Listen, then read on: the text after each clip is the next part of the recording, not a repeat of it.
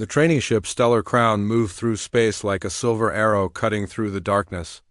Inside its gleaming halls, the best cadets from 12 different worlds prepared for their final mission at the Galactic Naval Academy. These were not ordinary students, but the cream of the crop from civilizations that had been exploring space for thousands of years. Zephyr stood at the navigation console, his 4 blue arms moving across the controls with practiced ease. Hiss. People from Altair had been mapping star systems when humans still lived in caves. The tall alien's large black eyes could calculate jump coordinates in his head faster than most computers. Every instructor at the academy praised his brilliant tactical mind and his ability to solve problems that stumped even senior officers. Near the pilot's seat, Kriva checked her flight controls for the 3rd time. The draconian female stood, 7 feet tall with scales that shifted from green to gold when she moved. Her people were natural pilots with reflexes so fast they could dodge laser fire. She had broken every speed record at the academy and could fly through an asteroid field blindfolded. The other cadets often said she was born to fly among the stars. In the engine room, Moltek's massive form hunched over a diagnostic panel. The Gorvanian male weighed as much as 3 humans, and his thick gray skin could withstand the heat of a plasma torch. His people had built the hyperspace engines that powered half the galaxy's ships. He understood technology the way humans understood. Breathing, and could repair anything from a broken communicator to a damaged warp core. These 3 aliens represented the finest their species had to offer. They moved with the confidence of those who had never truly failed at anything important. Their instructors had spent months telling them how special they were and how bright their futures looked. Fleet admirals competed to recruit them for their commands. Other cadets looked up to them with mixture of respect and envy. Then there was Jake Morrison. The human sat in the back corner of the bridge, quietly reading over their mission parameters for what felt like the 100th time. He was average height for his species, with brown hair and green eyes that seemed to take in everything around him. Unlike his teammates, Jake had barely made it into the academy. His test scores were decent but not outstanding. His physical abilities were adequate but nothing special. He represented a species that had only joined the galactic community 50 years ago. The other cadets rarely spoke to him directly. When they did, it was usually to ask him to fetch something or to move out of their way. They were not cruel, but they simply did not see him as an equal. After all, what could a human possibly teach beings whose ancestors had been traveling between stars for millennia? Jake did not seem bothered by their attitude. He spent most of his time observing and learning, while the others talked about their plans for after graduation. He listened to the ship's engines and watched the stars drift past the viewports. Sometimes he would climb up to the observation deck just to sit and think. His teammates found this behavior strange, but they ignored it like they ignored most things about him. Commander Turville, a stern Centaurian with silver skin and 3 eyes, entered the bridge to brief them on their mission. The 4 cadets stood at attention as the older officer activated the main display screen. A swirling mass of purple and blue energy filled the view. "This is the Helix Nebula," the commander began in his deep voice. "Your mission is to navigate through it, collect stellar data from 3 specific points, and return within 72 hours. The nebula contains electromagnetic storms that will interfere with your instruments, but nothing your training has not prepared you for." Zephyr's chest swelled with pride. "We will complete the mission ahead of schedule, sir." Kriva nodded eagerly. "The Stellar Crown is fast enough to outrun any storm in that nebula." Moltek's deep voice rumbled with confidence. "Our ship systems are more advanced than anything those energy patterns can damage." Commander Turville's 3 eyes focused on each alien cadet in turn before settling on Jake. "And you, Cadet Morrison, do you have any questions about the mission?" Jake stood straighter but kept his voice calm. "No, sir. The mission parameters are clear." The commander studied him for a moment longer than necessary. "Remember, cadets, this is not just a test of your individual abilities, but of how well you work as a team. The galaxy's finest officers know when to lead and when to follow. After the commander left, the three alien cadets immediately began discussing their strategy. Zefter pulled up star charts and began calculating the most efficient route through the nebula. Kriva studied the ship's performance specifications and planned high-speed maneuvers to avoid the worst energy storms. Moltech ran diagnostics on every system to ensure peak performance. Jake watched them work with quiet attention. He noticed how each alien approached the problem from their species' strengths. Zefter relied on mathematical precision and logical analysis. Kriva trusted in speed and aggressive tactics. Moltech put his faith in superior technology and engineering excellence. All three methods had worked perfectly during their training simulations. Morrison, Zefter called without looking up from his calculations. Monitor the communications array and let us know if any messages come through. Jake nodded and took his position at the communications console. It was not an important job, but it kept him busy while the others did the real work. He watched the three aliens coordinate their efforts with practiced efficiency. They moved like a well-oiled machine, each playing to their strengths while covering for each other's weaknesses. The stellar crown entered the nebula's outer edge 2 hours later. The main viewer showed swirling clouds of ionized gas that glowed with their own inner light. Beautiful and deadly, the nebula stretched for millions of kilometers in every direction. Energy discharges flickered through the gas clouds like lightning in a storm. Beginning our approach to the first data collection point, Kriva announced as she guided the ship deeper into the nebula. All systems showing green. Jake felt a strange uneasiness as they moved further from normal space. The nebula was beautiful, but there was something about its patterns that reminded him of storm systems. Back on Earth, the way the energy moved through the gas clouds looked almost like wind currents through forest trees. He had spent many hours as a child watching weather patterns from his favorite climbing tree back home. Electromagnetic interference increasing, Moltech reported. Still within acceptable parameters. Zefter nodded as he monitored their navigation systems. We are exactly on course. The first data point is 30 minutes ahead. The ship continued deeper into the nebula while Jake watched the swirling patterns outside. Something about the energy flows bothered him, but he could not put his finger on what. His three teammates seemed confident and their instruments showed everything was proceeding normally. Maybe his uneasiness was just nerves about their final mission, but deep down, Jake Morrison felt like they were flying into something far more dangerous than any of them realized. The first sign of trouble came 20 minutes into the nebula when Zefter's navigation computer started showing conflicting readings.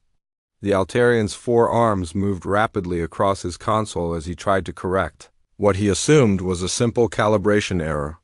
His large black eyes narrowed in concentration as numbers that should have been precise began dancing across his screen like leaves in a windstorm. Minor interference with the navigation array, he announced to the team. Nothing to worry about. I will have it corrected in a few minutes. Kriva nodded from the pilot's seat where she was fighting her own battle with the ship's controls. The Stellar Crown was responding sluggishly to her commands and the normally smooth flight felt bumpy and unpredictable. Her golden scales shifted to a deeper shade as her frustration grew. She had flown through worse conditions during training, and her superior reflexes had always been enough to handle any situation. The nebula's energy fields are stronger than expected, she said with confidence that was starting to sound forced. I am compensating for the interference. Moltech's massive form bent over his engineering station, where warning lights were beginning to flicker across multiple systems. The Gorvanian's thick fingers worked steadily to diagnose problems that seemed to multiply faster than he could solve them. His people had been building starships for thousands of years, and he understood technology better than anyone at the Academy. These were just temporary glitches that his expertise would soon resolve. Power fluctuations in the secondary systems, he reported in his deep rumbling voice. I am rerouting energy through backup circuits. Jake watched his teammates work with growing concern. From his position at the communications console, he could see all 3 alien cadets fighting problems that were getting worse instead of better. Their confidence was still intact, but he could hear the strain in their voices. More importantly, he could see patterns in the nebula outside that none of them seemed to notice. The energy storms were not random like their instruments suggested. They moved in predictable cycles that reminded Jake of weather systems he had studied back on Earth. The electromagnetic discharges followed paths through the gas clouds like rivers following valleys. There was a rhythm to the chaos that felt familiar to anyone who had spent time watching natural systems. "Zephyr," Jake said quietly, "I think the energy patterns might be following some kind of natural cycle." The Altarian did not look up. From his console, "Impossible. The readings are completely chaotic. There is no pattern to analyze." "But if you look at the visual display," Jake continued, "the storms seem to move like weather fronts. Maybe we could predict where they are going next." Kriva's scales flashed with annoyance. "We do not need to predict anything. I can fly us through whatever conditions we encounter." Jake fell silent but continued watching the swirling patterns outside. His teammates were brilliant in their own ways, but they were all trying to solve the problem with the same approach. They trusted their instruments and their training more than their own eyes.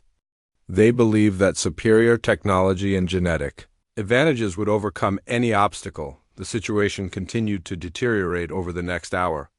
Zephyr's navigation computers crashed completely, leaving them with only basic directional sensors. Kriva's piloting became increasingly erratic as the ship's controls responded unpredictably to her commands. Moltek's engineering expertise proved useless when the very sensors he needed to diagnose problems were being scrambled by electromagnetic interference. "We need to find a safe area to stop and repair our systems," Zephyr announced, his usual confidence replaced by growing desperation. "I cannot calculate a safe course without proper navigation data." "There is no safe area," Kriva snapped, her scales now showing flashes of angry red. "The entire nebula is filled with energy storms. We need to push through to the other side." "That would be extremely dangerous," Moltek warned, his deep voice heavy with concern. "Our shields cannot withstand sustained bombardment from these energy levels." The three aliens began arguing among themselves, each convinced that their approach was the only solution. Zephyr wanted to wait in place while he tried to repair their navigation systems. Kriva insisted they should fly at maximum speed to minimize their exposure to the storms. Moltek believed they should power down all non-essential systems and try to wait out the interference. Jake listened to their heated debate while studying the patterns outside. The nebula's behavior was becoming clearer to him with each passing minute. The energy storms moved in great spirals that reminded him of hurricane systems. There were calm areas between the storms that looked like safe harbors if you knew how to read the signs. "What if we try to work with the storms instead of fighting them?" Jake suggested during a brief pause in the argument. All three alien cadets turned to stare at him with expressions ranging from disbelief to outright annoyance. "Work with them?" Zephyr's voice carried a note of condescension. "These are random energy discharges, not something we can negotiate with." "The storms are not random," Jake said more firmly. "They follow patterns like weather systems. If we can learn to read those patterns, we might be able to find safe paths through them."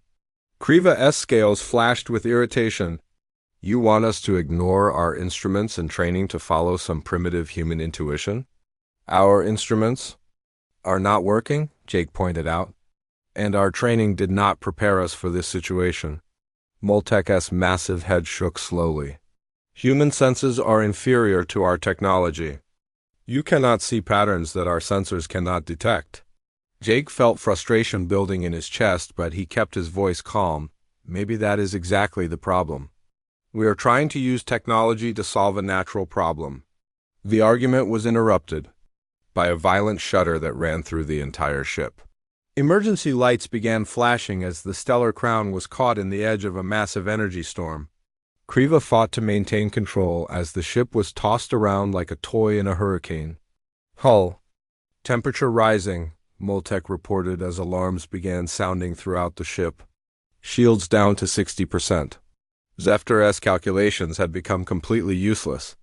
The sophisticated navigation systems that had served his people for millennia were helpless against the nebula's chaotic interference. His four arms moved frantically across his console, but the readings made no sense. "We are lost," he admitted for the first time in his life. "I cannot determine our position or plot a course to safety." Jake stood up from his station and walked to the main viewport. Outside, the nebula swirled with deadly beauty as energy storms danced through clouds of ionized gas. But to his eyes, trained by years of watching weather patterns from high places, the chaos was beginning to make sense. "I need to get a better view," he said, more to himself than to his teammates, without waiting for permission. Jake headed for the ladder that led to the ship's upper observation deck. His 3 alien teammates watched in bewilderment as the human cadet began climbing toward the small viewing platform high above the main bridge. "Where are you going?" Kriva demanded. "To climb a tree," Jake replied, continuing up the ladder. His teammates exchanged looks of confusion and growing desperation. Their superior minds and advanced technology had failed them completely. Now their primitive human teammate was literally climbing away from the problem instead of trying to solve it. But Jake Morrison had learned something during his childhood. In the forests of Earth, sometimes the best way to understand a complex system was to get above it and see the bigger picture. Jake climbed the narrow ladder to the observation deck with the same steady rhythm he had used as a child climbing oak trees back home. His alien teammates watched from below with a mixture of confusion and growing panic as their human colleague seemed to abandon them in their moment of greatest need. The ship shuddered again as another energy wave passed through their position, causing the lights to flicker and the gravity to fluctuate. The observation deck was a small platform with transparent aluminum walls that provided a clear view in all directions. Jake had spent many hours up here during their journey, often just sitting quietly and watching the stars. His teammates had always found this behavior strange, but now his habit of seeking high places was about to save all their lives. From his elevated position, Jake could see the nebula in a way that was impossible from the main bridge. The swirling patterns of energy and gas stretched out before him like a vast three-dimensional map. What had looked like chaos from below revealed itself as a complex but predictable system when viewed from above. The energy storms moved in great spirals that reminded him of weather patterns he had studied during his childhood on Earth. "I can see the pattern," Jake called down to his teammates through the ship's communication system. "The storms are not random, they move in cycles like hurricanes." Zephyr's voice came back through the speakers, strained with frustration. "Our instruments show nothing but chaos. How can you see patterns that our sensors cannot detect?" Jake pulled out a piece of paper from his pocket and began sketching what he observed. His drawing was crude compared to the sophisticated star charts his teammates used, but it showed something their computers had missed. The energy storms flowed through the nebula like rivers through a valley, following invisible channels that repeated in predictable patterns. "Kriva," Jake said, studying his rough map, "turn 15 degrees to starboard and reduce speed by half." The draconian pilot's scales flashed with irritation. "That course will take us directly into an energy storm. My instruments show dangerous levels of electromagnetic interference in that direction." "Trust me," Jake said, his voice calm despite the ship's continued shaking. "The storm is moving away from that position. There is a calm channel behind it." Kriva hesitated for a moment, her training telling her to trust her instruments over human intuition. But their sophisticated technology had already failed them completely. With reluctance born of desperation, she adjusted their course according to Jake's directions. To everyone's amazement, the ship's shaking stopped as they entered a pocket of calm space. The energy readings dropped to safe levels and the ship's systems began responding normally again. Kriva's eyes widened in shock as she realized the human's primitive navigation had actually worked. "How did you know?" she asked, her voice filled with wonder. Jake continued studying the patterns around them, updating his hand-drawn map with new observations. "Back on Earth, I spent a lot of time in the woods watching weather systems. This nebula moves the same way storms move through mountain valleys. The energy follows natural channels and leaves calm spaces behind." Moltek's deep voice rumbled with confusion. "But you have no instruments. How can you navigate without sensor data?" "I am using my eyes," Jake replied simply. Sometimes the best instrument is the one evolution gave you. Zephyr*s logical mind struggled to accept what was happening. This is impossible? Navigation requires precise calculations and detailed sensor readings. You cannot plot a course by looking out a window. Jake pointed to another area of the nebula where he could see a large energy storm beginning to dissipate. There, that storm is breaking up. In about 10 minutes, there will be a clear path through the center where the eye used to be. His teammates watched in silence as Jake's prediction proved accurate. The massive energy storm gradually weakened and split apart, leaving exactly the kind of safe passage he had described. For the first time in their lives, these brilliant alien cadets were witnessing something their advanced education had never prepared them for. "I need to get higher," Jake announced, looking up at the maintenance hatch that led to the ship's external sensor array. "From up there, I can see the entire nebula structure." Moltek's massive form shifted with alarm. "That is extremely dangerous. The external sensors are not designed for human occupation." "But they are the highest point on the ship," Jake said, already moving toward the access hatch. "I need to see the big picture."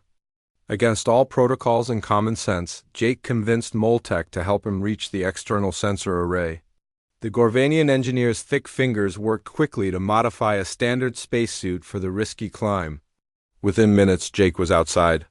The ship, clinging to the sensor array like a squirrel on a tree branch. The view from outside was breathtaking and terrifying. The nebula stretched in all directions like a vast ocean of glowing gas and crackling energy. But from this ultimate high perch, Jake could see the truth that had eluded all their sophisticated instruments. The nebula was not a chaotic storm, but a rotating system with a clear structure and predictable patterns. "I can see the whole thing," Jake reported through his suit's communication system. "The entire nebula rotates like a huge spiral galaxy. There are stable currents that flow toward the center and calm zones between the major energy streams." From his precarious position outside the ship, Jake began calling out a new course that would take them through the nebula's natural pathways. His directions sounded insane to his teammates who had been trained to trust precise calculations and detailed sensor readings. But Jake was reading the nebula the way his ancestors had read ocean currents and wind patterns. "Turn 30 degrees to port and follow that blue energy stream," he called out. "It will take us toward the center where the currents are calmer." Kriva followed his instructions despite every instinct telling her to trust her instruments over human intuition. The ship moved through the nebula like a leaf following a river current, carried along by forces that their sensors had never detected. "This is incredible," Zephyr admitted as he watched their progress on the few instruments that were still working. "We are moving faster and more safely than any of my calculated courses would have allowed." Jake guided them deeper into the nebula, following energy currents that spiraled toward the center like water flowing down a drain. His teammates watched in amazement as the human seemingly primitive navigation method proved more effective than centuries of advanced technology. "There," Jake said, pointing toward a region of space that looked completely calm. "That is the eye of the storm. Once we reach that area, we can rest and repair our systems." As the stellar crown approached the nebula's center, Jake's 3 alien teammates began to understand that they were witnessing something revolutionary. The human had not just solved their navigation problem, but had discovered a completely new way of understanding space itself. From his perch outside the ship, Jake Morrison smiled as he watched his team work together for the first time. Sometimes the best way to see the forest was to climb the tallest tree. The eye of the nebula was unlike anything the cadets had ever seen. The stellar crown drifted through a pocket of perfect calm, surrounded by towering walls of swirling energy that stretched beyond the limits of their sensors. Jake climbed back inside the ship, his spacesuit dripping with condensation from the nebula's strange atmosphere. His 3 alien teammates looked at him with new respect and growing confusion about everything they thought they knew about navigation. "The repair should be easier here," Moltek said, his deep voice filled with wonder as he watched the energy walls spinning around them. The electromagnetic interference is almost zero in this region. Zephyr worked frantically at his console, trying to understand how Jake's primitive methods had succeeded where his sophisticated calculations had failed. According to our original mission parameters, we should collect data from 3 specific points in the nebula, but our instruments cannot locate those coordinates. Jake had taken up a new position on a maintenance platform halfway between the bridge and the observation deck. From this elevated perch, he could see both his teammates and the nebula around them. The height gave him a different perspective on their problems, just like climbing trees had always helped him think more clearly back on Earth. The coordinates probably do not matter anymore, Jake said, studying the patterns of energy flowing past their position. The nebula is alive in a way. It changes and moves like a living thing. Static coordinates would be meaningless here. Kriva's scales shifted to curious shades of blue and green. What do you mean it is alive? Look at how the energy flows, Jake explained, pointing to the towering walls around them. It moves like blood through veins or sap through tree branches. The whole nebula is one giant system with currents and cycles and rhythms. As if to prove his point, the energy walls around them began to pulse with a slow, steady rhythm that reminded everyone of a massive heartbeat. The aliens had never seen anything like it in all their years of space travel. Their training had taught them to think of space as empty vacuum filled with objects to be navigated around, not as a living system to be understood. If the nebula is alive, Zephyr said slowly, then perhaps we should be collecting different data than what our mission specified. Jake nodded from his elevated position. The important information is not at fixed coordinates but in the patterns themselves. The way the energy moves and changes tells us more about this region than any static measurements could. The team spent the next several hours in the nebula's eye, with Jake serving as their guide to understanding the strange environment around them. From his various perches throughout the ship, he pointed out details that their instruments had missed. The nebula was not just a chaotic storm, but a complex ecosystem with its own rules and rhythms, but their peaceful respite was shattered when Moltech's sensors detected something moving in the energy walls around them. At first, the signals looked like natural phenomena, but gradually they resolved into artificial patterns that could only mean one thing. There are machines in the nebula, Moltech announced, his massive form tensing with alarm. Large ones, and they are moving toward our position. The machines that emerged from the energy walls were unlike anything in their databases. Ancient metallic constructs the size of small moons, covered in sensors and weapon systems that had been built by some long-dead civilization. They moved with purpose and intelligence, clearly designed to defend the nebula's secrets from intruders. Defensive systems, Zephyr said, his voice tight with fear. This region must have been claimed by some ancient empire. The alien cadets immediately fell back on their military training. Kriva powered up the ship's weapons and began evasive maneuvers. Moltech reinforced their shields and prepared for battle. Zephyr calculated firing solutions and defensive positions. They were preparing to fight their way out of the nebula, the same way their people had fought through countless space battles. Jake watched the approaching machines from his elevated position and noticed something his teammates had missed.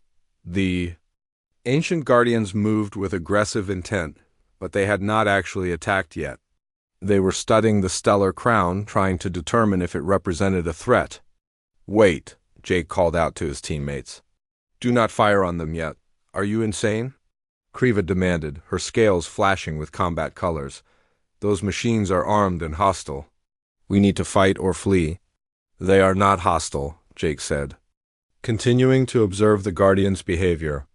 They are cautious, like guard dogs checking out a stranger. From his high perch, Jake could see patterns in the machines, movements that reminded him of animal behavior he had studied back on Earth. The Guardians circled the ship like predators sizing up potential prey, but they were also showing signs of uncertainty. Their weapons were powered but not targeted. Their movements were threatening but not committed to attack. They are programmed to defend against military threats, Jake realized. But they are not sure if we are actually dangerous, Zephyr asked. Logical minds struggled with this concept. Of course we are dangerous. We are a military vessel with weapons and shields. But we are not acting like conquerors, Jake pointed out. We are not attacking their territory or trying to claim their resources. We are just passing through. Jake convinced his teammates to try a different approach. Instead of preparing for battle, they would act like peaceful travelers who had stumbled into the Guardian's domain by accident. Kriva powered down their weapons and stopped her aggressive maneuvering. Moltek reduced their shields to minimal levels. Zephyr stopped, calculating attack patterns, and began broadcasting peaceful intentions. The effect was immediate and startling. The ancient machines slowed their approach and began communicating with each other through energy pulses that looked almost like a conversation. They were reassessing the situation based on the ship's passive behavior. It is working, Moltek said with amazement. They are backing away. Jake climbed higher in the ship's superstructure to get a better view of the Guardian's movements. From his elevated position, he could see that the machines were not just mindless weapons but sophisticated, intelligent systems that were programmed to distinguish between different types of threats. They are designed to stop invasions, not to attack explorers, Jake explained to his teammates. If we move through their territory like humble visitors instead of conquering warriors, they will let us pass. Under Jake's guidance, the team began navigating through the ancient defense grid using tactics that felt completely wrong to their warrior instincts. Instead of showing strength and aggression, they displayed weakness and respect. Instead of claiming territory, they asked permission to pass through. The Guardians responded to this approach by opening safe corridors through their defensive positions. The ancient machines actually began escorting the Stellar Crown through the nebula's most dangerous regions, protecting the small ship from energy storms that could have destroyed it. Jake's teammates watched in amazement as the humans' understanding of natural behavior proved more effective than their advanced military training. The Guardians treated them like honored guests instead of dangerous intruders, simply because Jake had recognized their true nature and responded appropriately. From his perch high in the ship's superstructure, Jake Morrison smiled as he watched. His team learned to see the universe through different eyes. Sometimes the best way to make friends was to climb down from your high horse and show a little humility.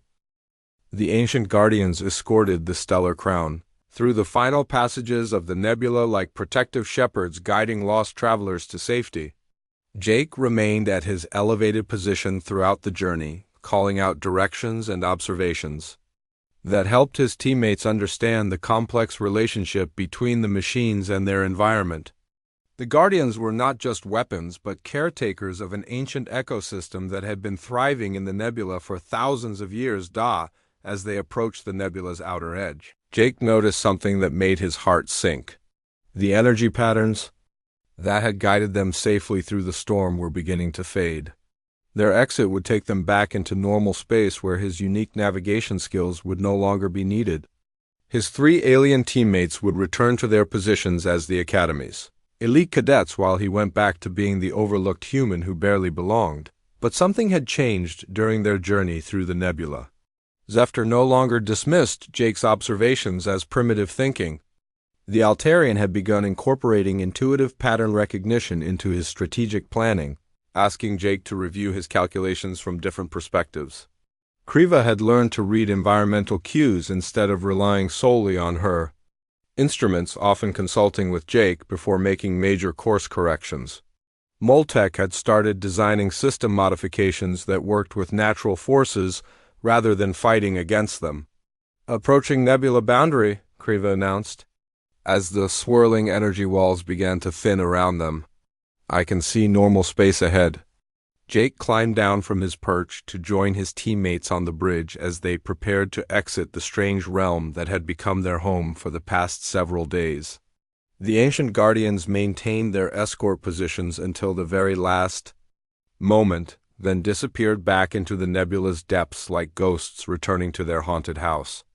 How long were we inside? Moltek asked as he checked their chronometer readings against the ship's internal clock. Zephyr says, Face went pale as he calculated the time differential. According to our instruments, we have been missing for 6 days, not the 3 days we experienced inside the nebula. The implications hit all 4 cadets at the same time. They were 3 days overdue from a mission that should have taken only 72 hours. The Academy would have declared them missing and launched a massive search and rescue operation.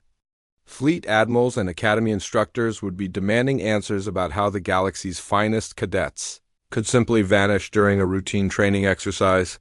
"We are going to be in serious trouble," Kriva said, her scales shifting to worried. Shades of gray.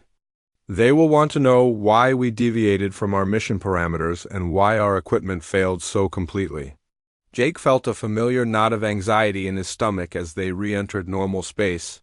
His moment of leadership was over, and he would soon return to being the barely adequate human cadet who did not belong with the Academy's elite students. The other cadets would forget his contributions and remember only that he had somehow been involved when everything went wrong, but as their communications came back online, the team discovered something unexpected. Instead of angry demands for explanations, they received messages of relief and congratulation from across the galaxy. Their disappearance had become the biggest story in galactic news, with every major civilization following the search efforts and speculating about their fate. Commander Turville's voice came through their speakers with obvious relief. "Stellar Crown, this is Academy Control. Please confirm your status and report your condition immediately." Zefter looked at his teammates before responding. "Academy Control, this is Cadet Zefter reporting. All crew members are in good health, and the ship is fully operational.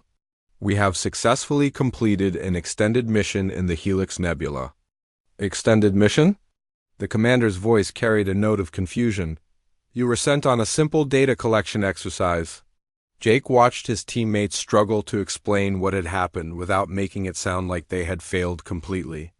How could they describe Jake's unconventional navigation methods to instructors who had never been taught to value intuitive thinking over technological solutions? "Sir," Zefter said carefully, "we encountered conditions that required innovative approaches to navigation and diplomacy. Cadet Morrison developed new techniques that proved essential to our survival and success." There was a long pause before the commander responded. "Did you say Cadet Morrison, the human?" "Yes, sir," Kriva interrupted. "Jake Morrison saved our lives and led us through situations that our standard training could not handle." When they finally docked at the Academy, Jake and his teammates found themselves at the center of a galactic sensation. News crews from dozens of worlds wanted to interview the cadets who had survived the impossible. Military analysts studied their reports about the nebula's living ecosystem and the ancient Guardian machines. Scientists requested detailed information about Jake's navigation techniques and their potential applications for deep space exploration. But the most important moment came during their private debriefing with the Academy's senior staff. Jake sat quietly in the corner while his 3 alien teammates explained their adventure to a room full of distinguished officers from across the galaxy. He expected to be ignored as usual while the adults discussed the important implications of their discovery. Instead, Admiral Korthvan, the Academy's Centauran commandant, focused his 3 eyes directly on Jake. "Cadet Morrison, your teammates credit you with saving their lives and discovering revolutionary navigation techniques. Would you care to explain your methods?" Jake stood up slowly, feeling the weight of attention from some of the galaxy's most important military leaders. "I just climbed up high and looked around, sir. Sometimes you can see patterns from above that you miss when you are down in the middle of things." The Admiral's expression was unreadable. "And you developed these climbing techniques during your childhood on Earth?" "Yes, sir. I spent a lot of time in trees watching weather patterns and animal behavior. The nebula moved the same way." Admiral Korthvan exchanged glances with the other senior officers before speaking again. "Cadet Morrison, how would you feel about developing a new curriculum that combines traditional navigation with your intuitive methods?" Jake's teammates smiled as they watched their human colleague receive the recognition he deserved. The cadet who had barely made it into the academy was now being asked to help redesign how future officers would be trained. "I would be honored, sir," Jake replied. "But I would want to work with my current team. We learned these techniques together." The final scene found Jake back in his favorite position on the observation deck of their new assignment, watching the stars through the transparent walls of the galaxy's first deep space exploration vessel designed to combine advanced alien technology with human intuitive navigation. His three alien teammates worked alongside him as equals and partners, no longer divided by assumptions about superior and inferior species. From his elevated perch, Jake Morrison looked out at the vast galaxy that was waiting to be explored and smiled. Sometimes the best way to reach the stars was to start by climbing the nearest tree.